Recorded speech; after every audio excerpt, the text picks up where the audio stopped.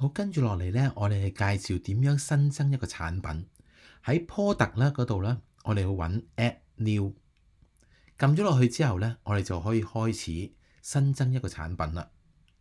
咁我依家續落嚟咧，我會用一個我已經做好咗嘅 sample 咧，介紹俾大家。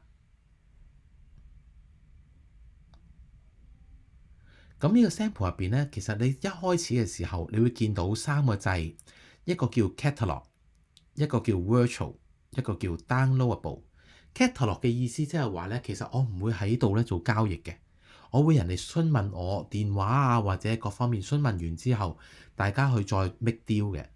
Virtual 咧即係話其實嗰樣嘢係唔需要寄出嚟嘅，而 downloadable 咧就係譬如話我係買一啲電子書啊嗰類型咧，我就可以用 downloadable。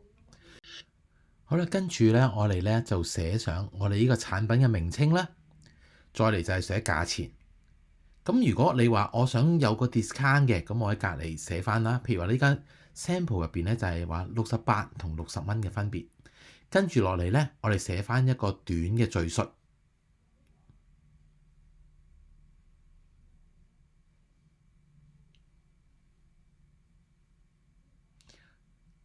再嚟咧，我哋寫翻一個詳細嘅描述呢個產品啦。譬如呢個產品咧嘅 brand name 咧就叫 Waterman。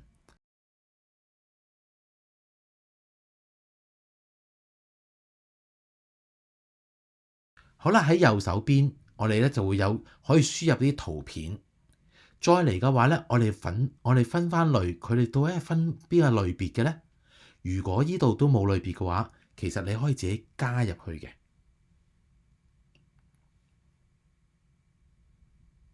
咁你只要 click 翻呢一度咧，你就可以加到入去噶啦。而呢個屬於咩嘅 brand name 咧？如果呢度冇嘅話，你都可以加入去啦。我而家加咗一個叫做 Waterman 嘅 pen。跟住好啦，我哋加啲 tab。呢啲 tab 咧係方便人哋去揾到我哋嘅，所以咧你盡量就係將同你嘅產品有相關嘅，例如好似我呢度咁樣，我係一個波 pen 啦，我係一個書寫工具啦。我係一啲嘅日常生活用品啊，咁樣你可以寫清楚佢。跟住落嚟咧，我哋就會去針對呢個產品咧嘅一啲更加詳細嘅設定。第一個就係 inventory，就係話你嘅存貨，你可以輸入你嘅 SKU，你嘅產品編號啦。跟住你有冇存貨啦？我依家存貨係4個，你容唔容許會補貨嘅咧？如果容許補貨嘅話，咁係咪俾人超買咧？呢啲你都可以設定佢嘅。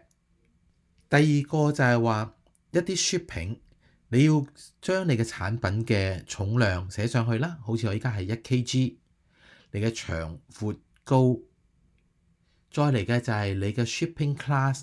我依家係只係一個細細件嘅產品嚟嘅啫。跟住一般嚟講，我要用幾耐時間咧？其實1至3日就完成㗎啦。好啦，跟住咧就係一個屬性嘅增加屬性啦。呢個大家都可能好少會用到嘅。再嚟嘅就係話到底會唔會係介紹埋其他嘅相關產品？譬如話我賣筆嘅，我會唔會賣埋擦紙膠咧？跟住就係話，到底我呢一個嘅產品會唔會喺銷售政策上面有一啲特殊嘅改變咧？會唔會係要新增一啲特殊嘅條款入去咧？最後咧就係話，我容唔容許呢個產品俾人做 review 咧？咁呢啲嘅設定咧都可以寫晒喺同呢個產品入邊嘅。最後咧，我哋就撳 submit，咁就完成㗎啦。